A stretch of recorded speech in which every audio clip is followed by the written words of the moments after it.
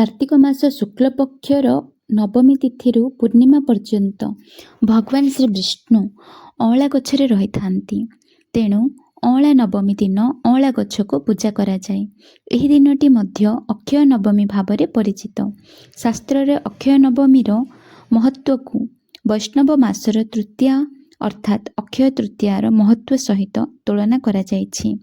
अँला नवमी, कुष्मांडा नवमी एवं जगधात्री पूजा नाम रे मध्य बेस जनाशुना। शास्त्र रे कहा जाइछि जे अँला नवमी दिन अँला नवमी दिन करा जाउथिबा गुणात्मक शुभ कार्यर कदापि शेष हुए नाही।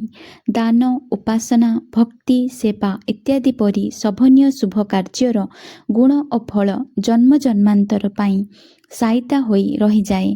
अर्थात एही दिन रे करा जाइथिबा शुभ कर्मर गुण एवं फल अनंत अटे।